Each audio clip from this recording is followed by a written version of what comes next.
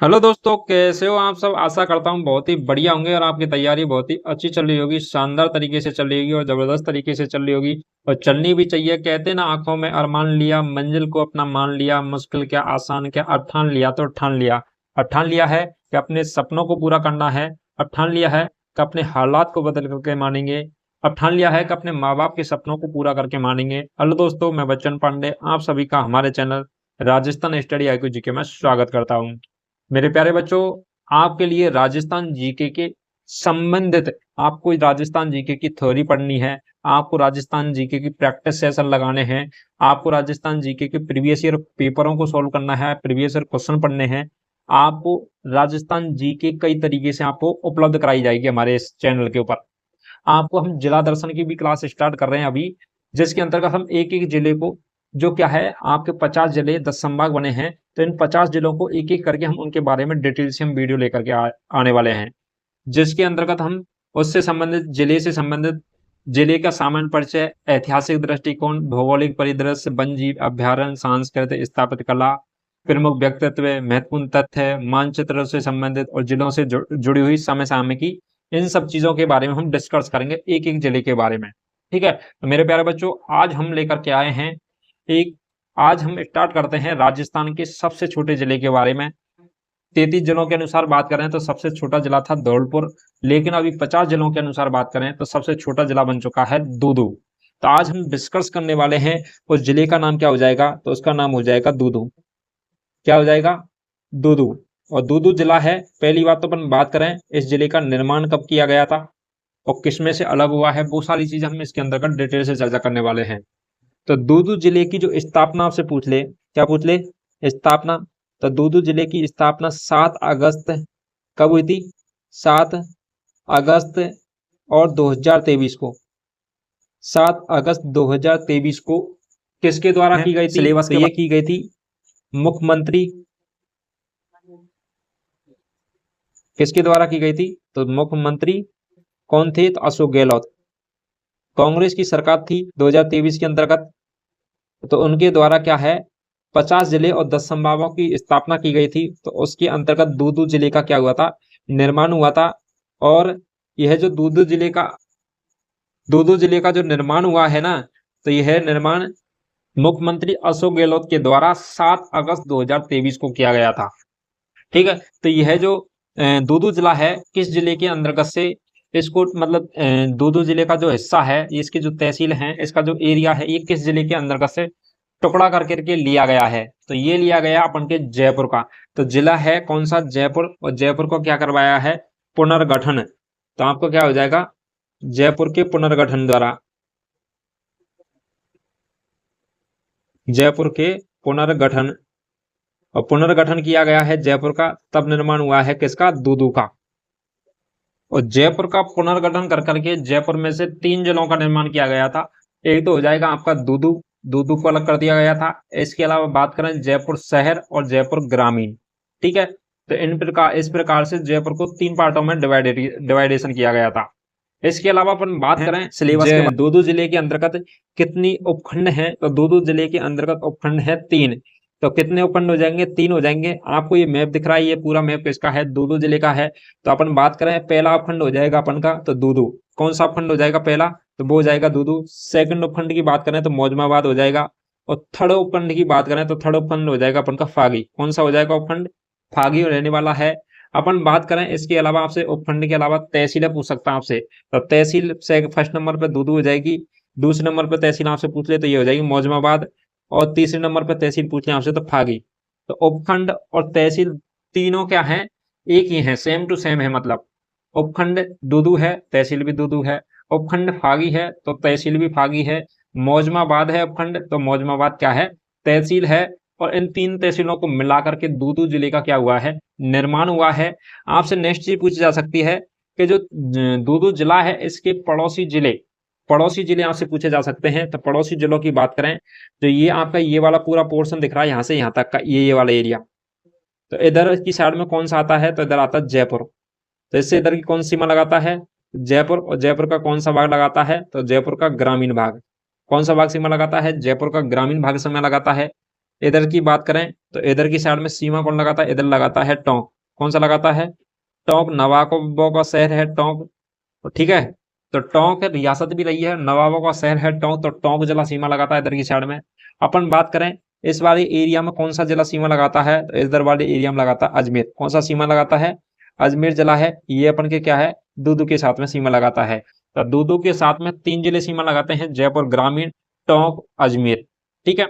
एक नेक्स्ट चीज आपसे पूछी जा सकती है कि पंचायत समिति से सीधा जिला बनने वाला एकमात्र जिला कौन सा है, तो दूदू है। ये ना पहले कोई तहसील थी ना कुछ भी नहीं था, दूदू डायरेक्ट क्या है, पंचायत समिति से।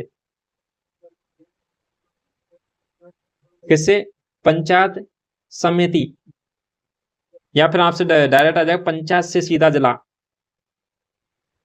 तो पंचायत से सीधा जिला बनने वाला कौन सा है, तो पंचायत से सीधा जिला बना है तो वो बनेगा दूदू।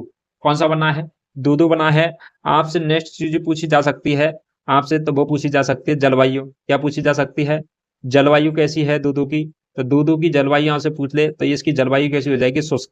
कैसी रहने वाली है, शुष्क जलवायु है। ठीक है। अपन के पश्चिम मरुस्थल की भी जलवायु दो प्रकार की, अर्धशुष्क और शुष्क। ठीक है। तो जैसलमेर, बाड़मेर, बीकानेर वाला एरिया शुष्क मरुस्थल के अंतर्गत आता है। तो अपन के दूदू की भी जलवायु क्या हो जाएगी, शुष्क रहने वाली है। इसके अलावा आपसे अब पूछी जा सकती है मिट्टी। क्या पूछी जा सकती है, इसकी मिट्टी आपसे पूछ ले कि दूदू की मिट्टी कैसी है, तो मिट्टी हो जाएगी इसकी कछारी। कौन सी हो जाएगी, कछारी मिट्टी। ठीक है। तो कछारी मिट्टी है दूदू जिले की। आपसे नेक्स्ट चीज पूछी जा सकती है, राजस्थान का पहला सोलर गांव कौन सा है। ठीक है। तो आपसे नेक्स्ट क्या पूछी जा सकती है, राजस्थान का पहला पहला सोलर गांव। तो राजस्थान का पहला सोलर गांव है वो किस जिले के अंतर्गत पड़ता है, तो वो पड़ता है दूदू जिले के अंतर्गत। किसके अंतर्गत पड़ता है, दूदू जिले के अंतर्गत पड़ता है राजस्थान का पहला सोलर गांव। और वह गांव कौन सा हो जाएगा, तो वो हो जाएगा नया गांव। कौन सा गांव हो जाएगा, नया गांव। और नया गांव कहाँ पड़ता है, नए जिले के अंतर्गत। और नया जिला कौन सा है, दूदू। तो सबसे छोटा नया जिला पूछ ले आपसे तो दूदू हो जाएगा, और उसके अंतर्गत क्या पड़ता है, राजस्थान का पहला सोलर गांव पड़ता है। ठीक है। तो आपको याद रखना है नया गांव में क्या है, राजस्थान का पहला सोलर गांव है।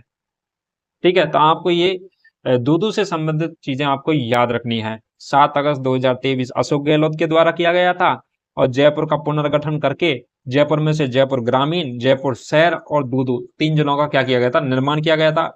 पंचायत समिति से डायरेक्ट जिला बनने वाला एकमात्र जिला कौन सा है, तो पंचायत से डायरेक्ट जिला बना है वो है दूदू। इसकी जलवायु पूछे तो शुष्क, इसकी मिट्टी पूछे दूदू की तो कछारी हो जाएगी। और यह है जयपुर ग्रामीण, अजमेर और टोंक के साथ में क्या लगाता है, सीमा लगाता है दूदू।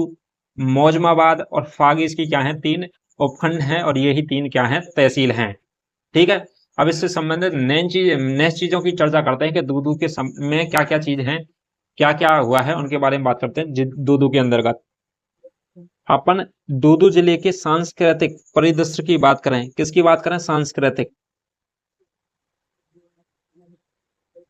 मतलब अपन आर्ट एंड कल्चर वाले परिदृश्य की बात करें अपन दूदू जिले से संबंधित चीजें, तो आपके एग्जाम की दृष्टि से क्या क्या इंपॉर्टेंट है, तो इसके अंतर्गत आप एक नाम सुनोगे, संत दादू दयाल जी। क्या नाम सुनोगे, संत दादू दयाल जी।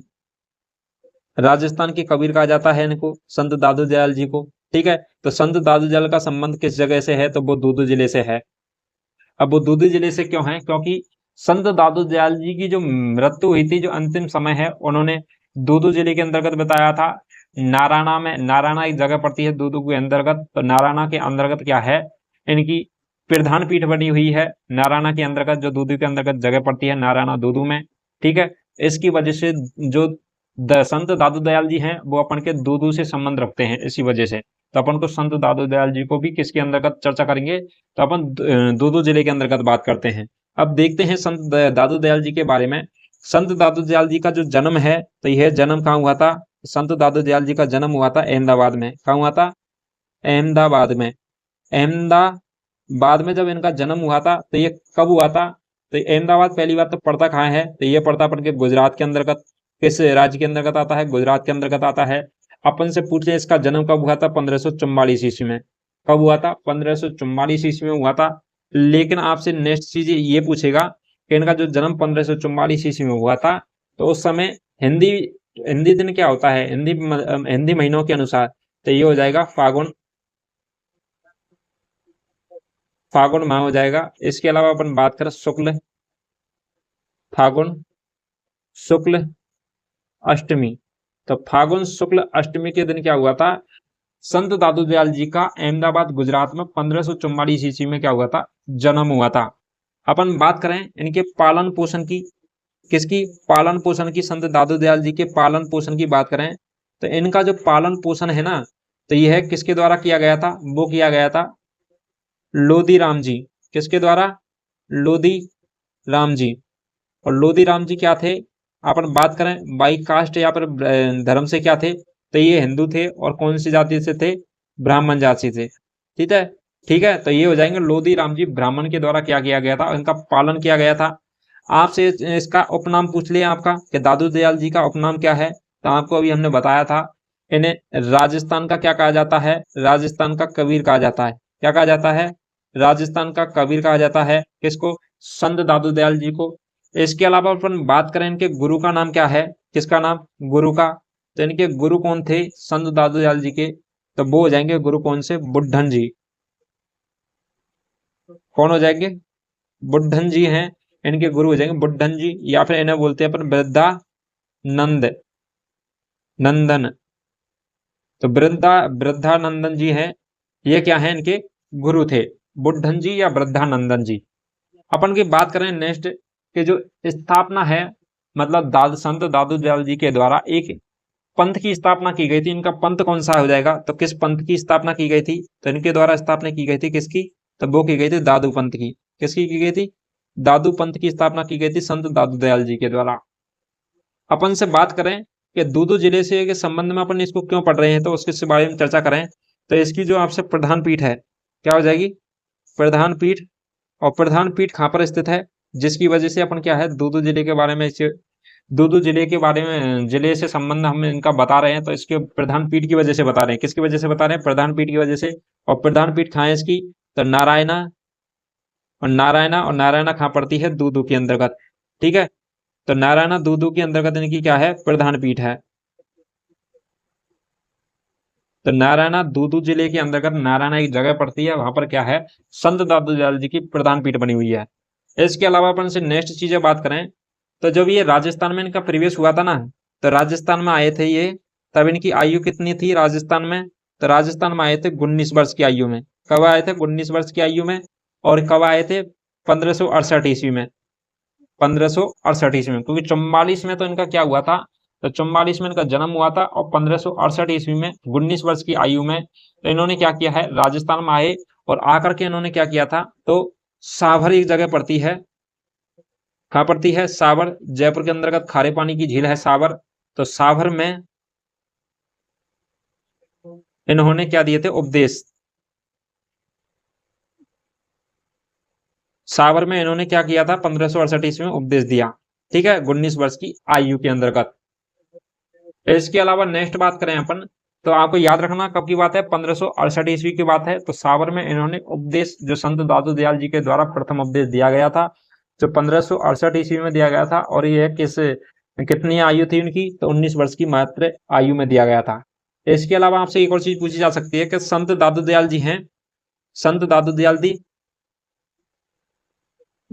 दादू जी, और दादू जी के साथ में क्या है, आमेर के एक राजा हुए हैं, तो आमेर के राजा कौन थे, तो भगवंत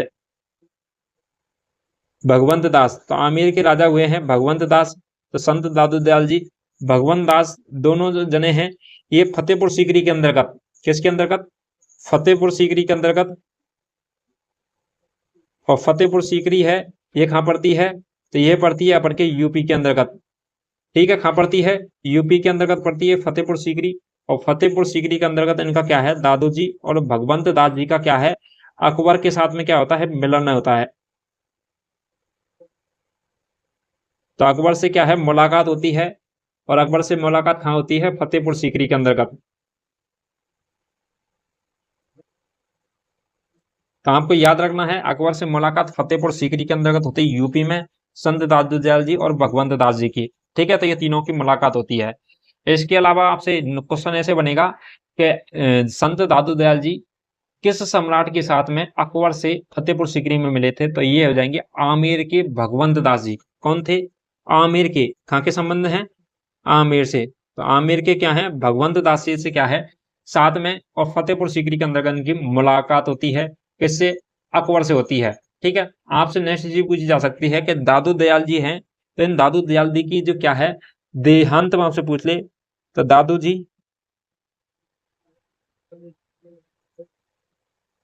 जी का देहांत, और दादू जी के देहांत की अपन बात करें तो देहांत हुआ था इनका, सबसे पहली बात करें तो वो हुआ था 1603 ईस्वी में। और किस जगह पर हुआ था? तो ये हुआ था अपन के नारायणा नारायणा दूदू में, जहां पर इनकी क्या है प्रधान पीठ बनी हुई है। वहां पर इनका क्या हुआ था? निधन हुआ था। तो संत दादू दयाल जी मारवाड़ और ढूंढार की यात्रा करते हुए, मारवाड़ से होते हुए ढूंढार की यात्रा करते हुए ये नारायणा के अंतर्गत कब 1602 ईस्वी में आकर के रुकते हैं। और रुकते हैं तो यहाँ पर कुछ दिन वो बिताते हैं। तो 1603 ईस्वी में इनका क्या है यहाँ पर देहांत हो जाता है। और 1603 ईस्वी में जब देहांत होता है, उस समय आपसे पूछ ले तो ये उस समय क्या था? तो ये उस दिन अपन हिंदी महीनों के अनुसार बात करें तो ये आपका ज्येष्ठ महीना था। कौन सा महीना था? ज्येष्ठ। जेठ, जब मतलब गर्मी पड़ती है ना, तो उस समय का ज्येष्ठ महीना था। और ज्येष्ठ माह के साथ में अपन बात करें पक्ष कौन सा हो जाएगा? तो कृष्ण पक्ष। ज्येष्ठ माह, कृष्ण पक्ष और अष्टमी। तो ज्येष्ठ माह, कृष्ण पक्ष, अष्टमी के दिन क्या है इनकी मृत्यु हुई थी। किसकी? संत दादू दयाल जी की। ठीक है। अपन इसके नेक्स्ट बात करें अपन कि जो दादू दयाल जी हैं, इसका जो सत्संग स्थल है क्या है दादू जी का? तो दादू जी का जो सत्संग स्थल है, तो सत्संग स्थल क्या कहलाता है? तो दादू जी का क्या सत्संग, और सत्संग स्थल है, तो स्थल को क्या कहते हैं? दादू जी के सत्संग स्थल को, जहां पर क्या है दादू जी के भजन गाए जाते हैं, उस स्थान को अपन क्या कहते हैं? तो उसे बोलते हैं अलग दरीवा। क्या कहते हैं? अलग दरीवा। ठीक है। तो अलग दरीवा कहते हैं। इसके अलावा नेक्स्ट बात करें अपन, इनके मंदिर को क्या कहा जाता है? आपसे पूछ ले कि दादू जी के मंदिर को क्या कहा जाता है? तो मंदिर को दादू द्वार। क्या कहते हैं? दादू द्वार। तो दादू द्वारा। ठीक है। तो दादू द्वार पूछ ले या फिर दादू द्वारा पूछ ले।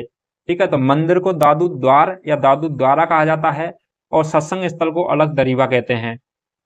इसके अलावा अपन नेक्स्ट बात करें दादू जी से संबंधित इनका देहांत की बात हो गई। अपन बात करें नेक्स्ट के, आपने दफनाने के आपने वो पढ़े होंगे, रीति रिवाज पढ़े होंगे दफनाने के। अपन बात करें मृत्यु हो जाती है इंसान की, तो 3 प्रकार के आपने नाम सुनोगे यहाँ पे। कलश, कलश नाम सुनोगे एक तो। इसके अलावा दफनाने के वाले, इसके अलावा जलाने वाले। और अपन के 3-4 क्या हैं इसके दफनाने की विधियां हैं। तो दफनाने की विधियां 3 प्रकार की होती हैं। एक तो होती है जिसके अंदर हिंदू धर्म के अंतर्गत क्या है व्यक्ति को जला करके क्या है उसको समाप्त किया जाता है मृत्यु के पश्चात में। एक होता है मुस्लिम लोगों के द्वारा क्या है उसे दफनाया जाता है कब्र के अंतर्गत। ठीक है। ताजमहल मुमताज की क्या है दफनाई हुई कब्र बनी हुई है इसके अंदर मुसलमानों के द्वारा। एक होता है जो दादूपंथी होते हैं और ईसाई जो लोग होते हैं, तो दादूपंथी लोगों के द्वारा क्या किया जाता है, तो इसके अंतर्गत शरीर को मृत्यु के पश्चात दफनाते नहीं है और ना ही जलाते हैं। इनकी मान्यता है कि इसे क्या है वो खुले में पशु पक्षियों के लिए छोड़ देते हैं उसे खाने के लिए। इनकी मान्यता है कि यदि आदमी जिंदा तो कुछ काम आया नहीं किसी के भलाई के लिए, ज्यादा नहीं तो मरने के बाद किसी ना किसी का तो भोजन बने, मतलब कोई तो भलाई का कार्य करे, तो इसलिए इसको क्या है खुले में पशु पक्षियों को खाने के लिए छोड़ दिया जाता है। ठीक है। दादू पंथ के मृतक शरीर को। ठीक है। अपन से इनका मेला पूछा जा सकता है। क्या पूछा जा सकता है? मेला। और इनका जो मुख्य मेला है तो वो कब बढ़ता है? तो इनका मुख्य मेला बढ़ता है वो बढ़ता है फाल्गुन। कब बढ़ता है? फागुन। और फागुन शुक्ल अष्टमी को। कब बढ़ता है? फागुन शुक्ल अष्टमी के दिन। ठीक है। तो फागुन शुक्ल अष्टमी के दिन मेला बढ़ता है किसका? तो वो बढ़ता है संत दादू दयाल जी का। और फागुन शुक्ल अष्टमी के दिन इनका क्या हुआ था? जन्म। तो जन्म दिन के दिवस पर बढ़ता है किसका? दादू जी का मेला। आपने एक चीज देखी होगी कि आज इनका जन्म हुआ था फागुन शुक्ल अष्टमी में, और इनकी जो मृत्यु हुई है वो ज्येष्ठ कृष्ण अष्टमी में हुई है। ठीक है। तो शुक्ल में शुभ कार्य हुआ था, जन्म हो गया, और कृष्ण पक्ष में क्या हुआ, इनकी मृत्यु हो गई थी, और अष्टमी अष्टमी है ही है, ठीक है, तो ज्येष्ठ माह में। इसके अलावा नेक्स्ट बात करें कि जो दादू दयाल जी की जो प्रमुख रचनाएं हैं, किसकी, दादू दादू जी की प्रमुख रचनाएं, प्रमुख रचनाएं, तो दादू जी की जो प्रमुख रचनाएं हैं, रचनाएं पूछ लें आपसे या फिर आपसे पूछ ले ग्रंथ, तो दादू जी का प्रमुख ग्रंथ कौन सा है, तो वो हो जाएगा दादू रिवानी। तो दादू जी का प्रमुख ग्रंथ पूछ लें आपसे तो क्या हो जाएगा, दादू रिवानी बे दादू रा दोहा। तो दादू रिवानी और दादू रा दोहा है, ये क्या है, दादू जी का प्रमुख ग्रंथ है, ठीक है। इसके अलावा आपसे नेक्स्ट चीज बात करें तो दादू जी ने अपने जो उपदेश है ना, वो किस भाषा में दिए गए थे, तो दादू जी के द्वारा उपदेश वो दिए गए थे, तो वो दिए गए थे उपदेश किस भाषा में, तो दादू जी के उपदेश की भाषा आपसे पूछी जा सकती है, तो भाषा कौन सी हो जाएगी अपन की, दादू जी के उपदेश की भाषा, तो वो रहने वाली अपन की कौन सी, सरल, क्या होती है, सिंपल सरल ढूंढाड़ी, कौन सी हो जाएगी, सिंपल सरल ढूंढाड़ी। जो जयपुर वाले क्षेत्र में इन्होंने क्या दिया, उपदेश दिए थे, तो वहां पर क्या है, जयपुर वाले लोगों के लिए उनकी क्या है, उन्हीं की भाषा को अपनाया गया था, ठीक है। और इन्होंने क्या है, राजस्थान के अंतर्गत रहे, इसलिए इन्होंने क्या है, ढूंढाड़ी भाषा को अपना लिया था। तो सरल ढूंढाड़ी या संदुकड़ी भाषा में, तो उपदेश इन्होंने किस में दिए हैं, तो सरल ढूंढाड़ी और संदुकड़ी जो भाषा है उसके अंतर्गत दादू दयाल जी के द्वारा क्या दिए गए थे, उपदेश दिए गए थे, ठीक है। इसके अलावा नेक्स्ट बात करें अपन, तो राजस्थान का कबीर कहा जाता है दादू दयाल जी को। इसके अलावा अपन बात करें नेक्स्ट, तो जो दादू दयाल जी ने निर्गुण भक्ति का क्या दिया है, संदेश दिया है, तो आपसे किस भक्ति से संबंधित थे दादू दयाल जी, तो ये थे निर्गुण भक्ति से संबंधित। तो दादू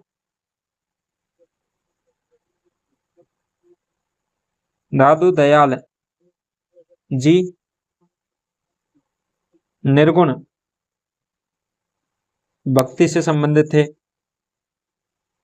एक तो होती है सगुण भक्ति और एक होती है निर्गुण भक्ति, ठीक है, तो संबंधित थे। तो सगुण भक्ति इसमें होती है जिसमें क्या है, भगवान को माना जाता है, कि इसमें क्या भगवान में विश्वास करते हैं अपन, पत्थर पूजा में विश्वास करते हैं, हम मानते हैं कि दुनिया में कोई ना कोई भगवान है, कृष्ण का रूप में, राम के रूप में, महादेव के रूप में, विष्णु के रूप में, ठीक है, तो किसी ना किसी रूप में भगवान है, उसे बोलते हैं सगुण भक्ति, ठीक है। भगवान का अस्तित्व मान करके उसकी भक्ति करना, किसी मूर्ति पूजा का करना, ठीक है, इसे बोलते सगुण भक्ति। एक निर्गुण भक्ति वह होती है कि ब्रह्मांड में कोई भगवान नहीं है, पत्थर पूजे हरि मिले, तो मैं पूजू पहाड़, ताते तो चाकी भली पीछ खाए संसार, ठीक है, तो कबीरदास जी का ये दोहा है, तो अपन को क्या है, तो उसे बोलते हैं निर्गुण भक्ति, ठीक है। तो कबीरदास जी क्या थे, निर्गुण भक्ति से संबंधित थे।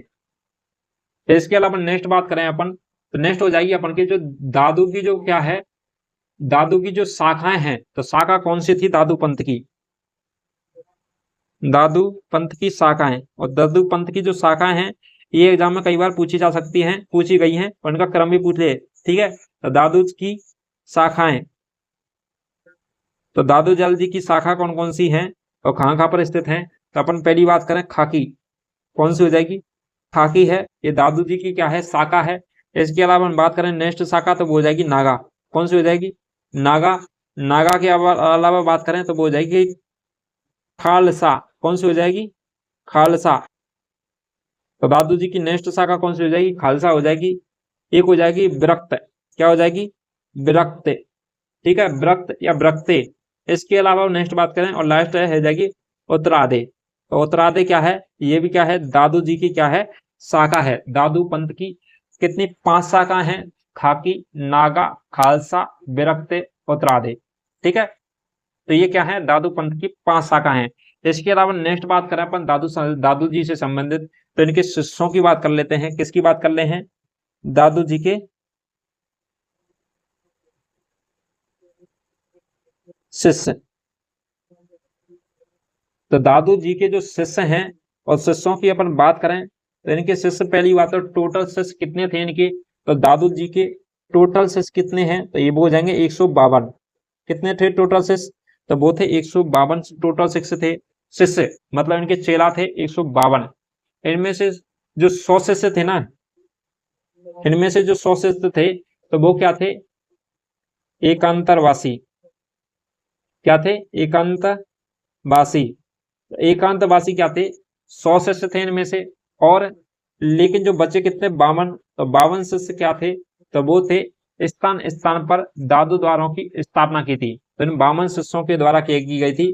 तो जो स्थान स्थान मतलब ये क्या है, दादू पंथ का प्रचार प्रसार करते थे। 52 शिष्य थे ना, जो ये दादू पंथ के क्या है, प्रचार प्रसार करते थे। ठीक है। तो एकांतरवासी मतलब ये है, एकांतरवासी का मतलब एक ही जगह रहते थे, ये प्रचार प्रसार नहीं करते थे। एक ही जगह पे क्या है, दादू पंथ को अपना करके उन्होंने और पास के इलाके में और पास के लोगों को ही बताया था कि दादू पंथ को अपनाइए। लेकिन जो 52 शिष्य थे उन्होंने क्या किया है, प्रचार प्रसार किया है। तो 52 शिष्य क्या है, स्थान स्थान पर जा करके क्या किया है, दादू पंथ की स्थापना की है।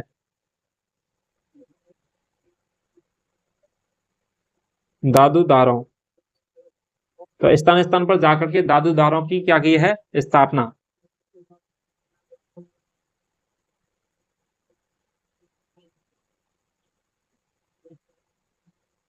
तो दादू द्वारों की स्थापना की गई है। तो दादू द्वार का मतलब होता है मंदिर। तो दादू के मंदिरों और उसके धर्म का प्रचार प्रसार किया 52 शिष्यों के द्वारा। ठीक है। इसके अलावा अपन बात करें, इसके जो दादू जी के 52 स्तंभ कहा जाता है। तो इन 52 शिष्यों को क्या कहा जाता है, इन्हें दादू जी के 52 स्तंभ, तो इन्हें दादू जी के 52 स्तंभ कहा जाता है। ठीक है। तो दादू जी के 52 स्तंभ कहा जाता है किनको, 52 शिष्यों को। इनके अलावा अपन बात करें कि जो प्रमुख शिष्य कौन कौन से थे। तो प्रमुख शिष्यों की बात करें दादू जी के, किसकी, प्रमुख शिष्यों की। तो दादू जी के जो प्रमुख शिष्य हैं वो कौन कौन से हैं, तो पहली बात करें बात, तो वो हो जाएगा गरीबदास जी। क्या हो जाएगा, गरीबदास जी। ठीक है। इसके अलावा नेक्स्ट शिष्य की बात करें तो वो हो जाएगा अपन के कौन से, बखना जी, बखना जी। नेक्स्ट शिष्य हो जाएंगे इसकी मिस्किन दास जी। कौन हो जाएंगे, मिस्किन दास जी। मिस्किन दास जी के अलावा नेक्स्ट बात करें अपन, तो माधव दास जी।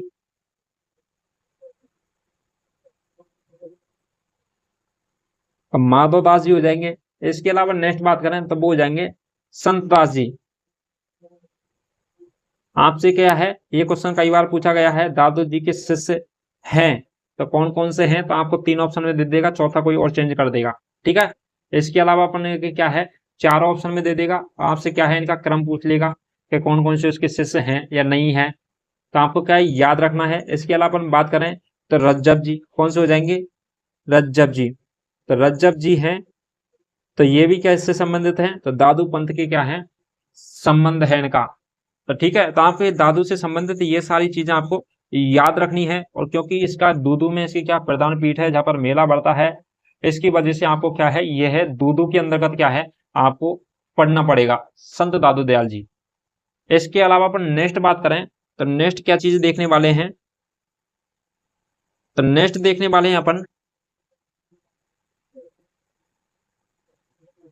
तो वो हो जाएगा सुंदरदास जी। किसके बारे में चर्चा कर लेते हैं थोड़ी सी, तो वो कर लेते हैं सुंदरदास जी, क्योंकि वो भी दूध दूध से संबंधित हैं। तो नेक्स्ट हो जाएंगे अपन के सुंदरदास। और सुंदरदास जी की क्या है, थोड़ी सी चर्चा करने वाले हैं। तो सुंदरदास जी का आपसे पूछे जन्म, तो सुंदरदास जी जो लोक देवता हुए इनका जन्म है, तो ये हुआ था 1596 ईस्वी में। कब हुआ था, 1596 ईस्वी में हुआ था। और किस जगह पर हुआ था, तो ये हुआ था दौसा में। ठीक है। तो 1596 ईस्वी में दौसा में जन्म हुआ था किसका, सुंदरदास जी का।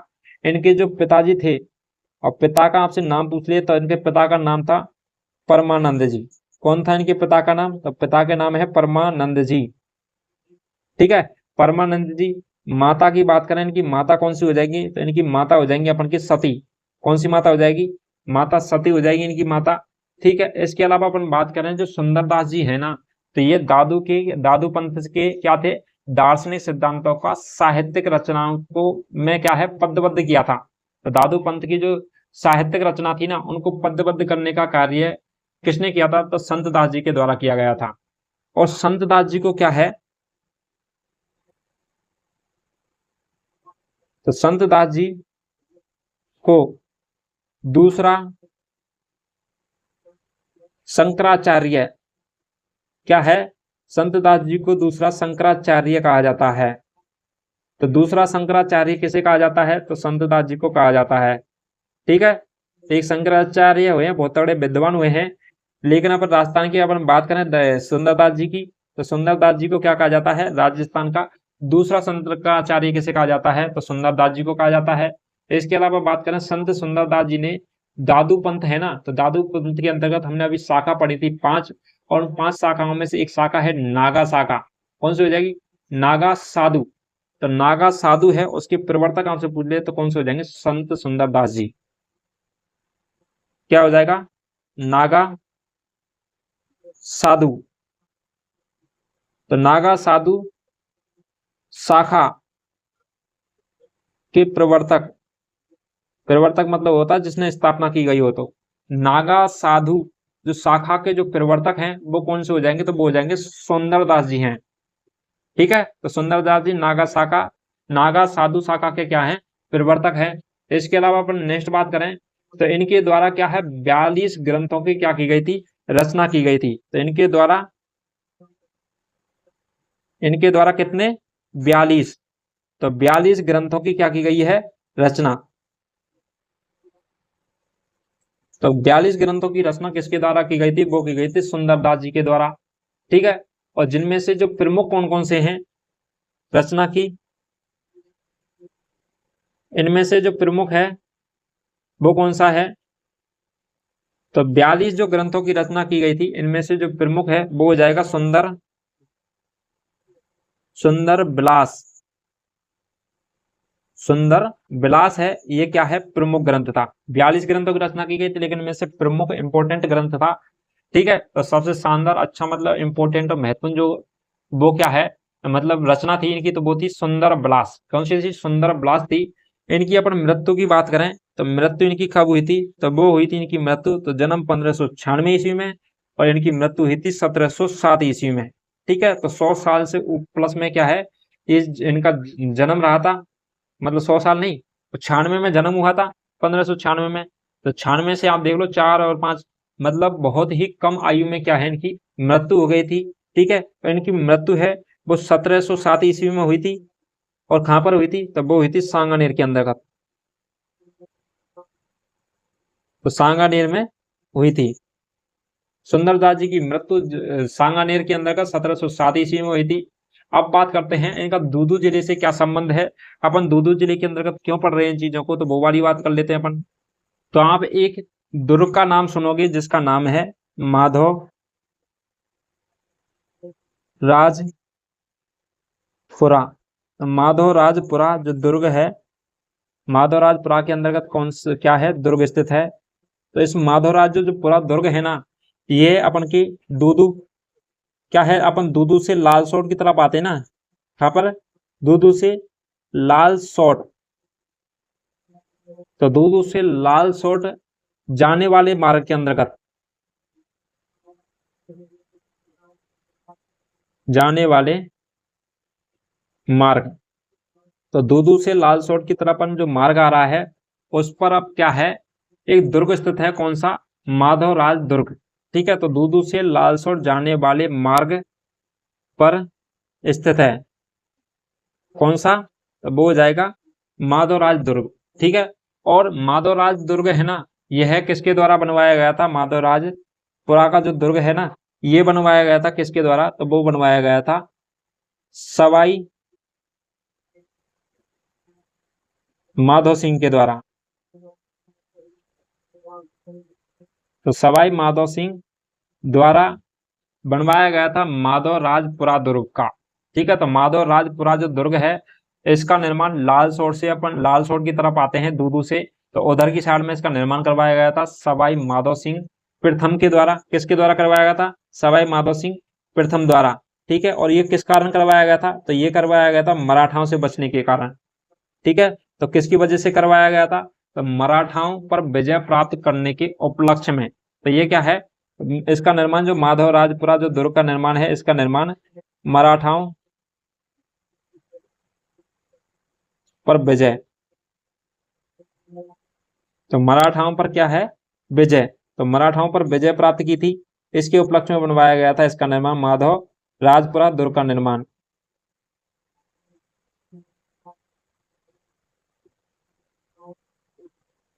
तो उपलक्ष्य में, किसके उपलक्ष्य में बनवाया गया था, तो मराठाओं पर विजय प्राप्त करने के उपलक्ष्य में सवाई माधव सिंह प्रथम के द्वारा माधव राजपुरा दुर्ग का निर्माण करवाया गया था। दूर से अपन लाल सोट की तरफ आते हैं, वहां पर इसका क्या है, निर्माण करवाया गया था। ठीक है, और इसके ही उपलक्ष्य में क्या है, माधव राजपुरा नामक कस्बा बसाया था। कौन सा बसाया था, माधवराज, माधवराज नामक कस्बा। ठीक है, तो माधवराज नामक कस्बा बसाया गया था। ठीक है, तो जो कस्बा बसाया था ना, इस कस्बे को नवा शहर भी कहा जाता है। क्या कहा जाता है, इसे नवा शहर।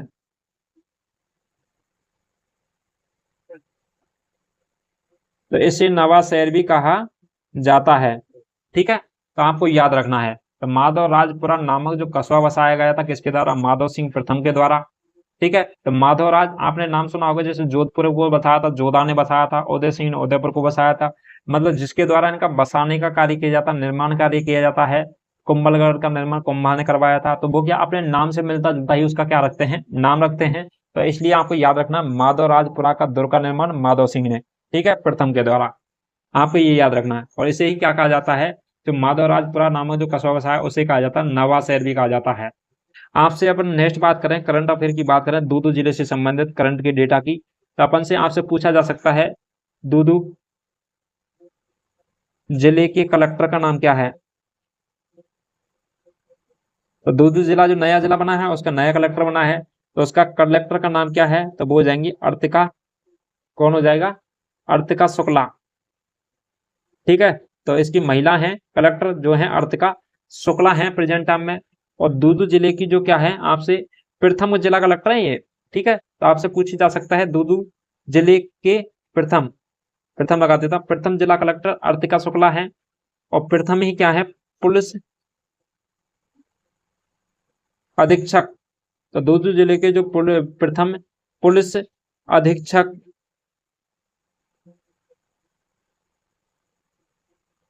अधीक्षक आपसे पूछ ले तो प्रथम पुलिस अधीक्षक भी आपसे पूछा जा सकता है, तो वो भी कौन है, तो वो हो जाएंगे अपन के पूजा अवाना। तो पूजा अवाना है, वो है दूदू जिले की प्रथम अधीक्षक, पुलिस अधीक्षक पूजा अवाना। और प्रथम कलेक्टर पूछ लें आपसे जिला कलेक्टर, तो हो जाएंगे अर्तिका शुक्ला। ठीक है, इनको क्या है कार्यभार संभाला गया है प्रथम बार दूदू जिले का, और पुलिस अधीक्षक पूजा अवाना के द्वारा। ठीक है, इसके अलावा दो तीन पॉइंट और रह गए हैं, उनके बारे में भी चर्चा कर लेते हैं। जो लापोडिया गांव है ना, तो लापोडिया गांव दूदू के लापोडिया गांव है, यह जल प्रबंधन तकनीक के कारण प्रसिद्ध है।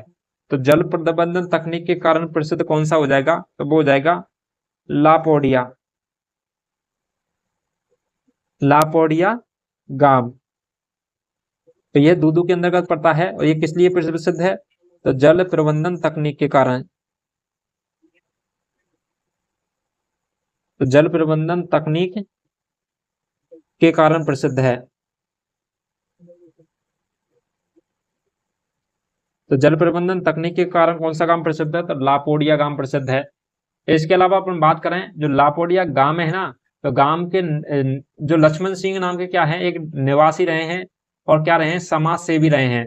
तो लापोडिया गांव के निवासी और समाज सेवी और पर्यावरणविद, तो पर्यावरणविद मतलब पर्यावरण से प्रेम करने वाले उनके व्याख्याता रहे हैं लक्ष्मण सिंह, जिसको कहा जाता है खंगारौत। तो लक्ष्मण सिंह खंगारौत का संबंध है, तो वो दूदू जिले से है, लक्ष्मण सिंह खंगारौत। और लक्ष्मण सिंह खंगारौत को क्या है 2023 में क्या है पद्म श्री से सम्मानित किया गया था। ठीक है, और यह सम्मान उन्हें पिछले साल ही मिला था 2023 में। तो 40 सालों में पानी बचाने और पर्यावरण के क्षेत्र में उल्लेखनीय योगदान देने के लिए हुआ है। ठीक है, तो पानी बचाने के क्षेत्र में दिया गया था पद्मश्री पुरस्कार 2023 में, किसको दिया गया था, लक्ष्मण सिंह खंगरौत को, लक्ष्मण सिंह खंगरौत। ठीक है, तो लक्ष्मण सिंह खंगारौत, तो लक्ष्मण सिंह खंगारौत के लिए कब दिया गया था? 2023 में। और क्या दिया गया था? पद्मश्री। तो पद्मश्री पुरस्कार दिया गया था 2023 के अंतर्गत लक्ष्मण सिंह खंगरौत को। और यह किस लिए दिया गया था? तो उन्हें 40 वर्षों से पानी बचाने के संबंध में, 40 वर्षों से पानी बचाने, तो 40 वर्षों से पानी बचाने के उपलक्ष्य में, ठीक है, पानी बचाने और पर्यावरण, पानी बचाने व पर्यावरण, ठीक है, तो पर्यावरण और पानी बचाने के उसमें दिया गया था किसको? लक्ष्मण सिंह खंगरौत को 2023 में पद्मश्री पुरस्कार। ठीक है, तो आपके दूदू जिले से संबंधित सारी चीजें आपको हम डिस्कस कर चुके हैं। दूदू जिला छोटा सा जिला है और जितना छोटा जिला है उतनी इसकी छोटी इंफॉर्मेशन है दूदू जिले की। इसके अलावा नेक्स्ट चीज अपन जयपुर के अंतर्गत, जयपुर ग्रामीण के अंतर्गत पढ़ने वाले हैं और जयपुर शहर के अंतर्गत पढ़ने वाले हैं। बाकी की दूदू जिले से संबंधित संत दादू दयाल जी, संत सुंदरदास जी से। इसके अलावा अपन बात करें प्रथम आपसे जिला कलेक्टर अर्तिका शुक्ला और प्रथम पुलिस अधीक्षक पूजा अरवाना। ठीक है, और इसके अलावा अपन बात करें इसकी तीन इनकी उपखंड थे, दूदू, फागी और मौजमाबाद। और इसकी तीन ही क्या है? तहसील, दूदू, फागी और मौजमाबाद। और अपन के तीन ही जिलों से स्कीम लगाता है अजमेर टॉप जयपुर ग्रामीण। ठीक है, तो आपको क्या है, एकमात्र जिला जो ग्राम पंचायत से सीधा जिला बना है, तो ग्राम पंचायत से सीधा जिला बनने वाला कौन सा हो जाएगा? तो वो हो जाएगा अपन का कौन सा? तो वो दे रखा है अपन को दूदू जिला। ठीक है, ग्राम पंचायत से सीधा जिला बनने वाला। तो आपको ये सारी चीजें आपको याद रखनी है, तो आपकी एग्जाम की दृष्टि से इंपॉर्टेंट है। इसके अलावा टॉपिक वाइज तरीके से आपको जीके पढ़नी है तो हमारे चैनल को सब्सक्राइब कीजिए और वीडियो को अलग अलग प्लेलिस्ट बनी हुई है, वहां पर आप जा करके देख सकते हो। चलिए दोस्तों, अभी के लिए इतना ही। अब मिलते हैं नेक्स्ट क्लास में, नेक्स्ट जिले के साथ में और नेक्स्ट टॉप इन्फॉर्मेशन के साथ में। तब तक के लिए जिन बच्चों ने वीडियो को लाइक नहीं किया तो वीडियो को लाइक कीजिए, चैनल को सब्सक्राइब कीजिए और वीडियो को ज्यादा से ज्यादा शेयर कीजिए ताकि आप जैसे भाइयों की मदद हो सके और हमें मोटिवेशन मिल सके। चलिए दोस्तों, आज के लिए इतना ही। अब मिलते हैं नेक्स्ट क्लास में, तब तक के लिए थैंक यू सो मच।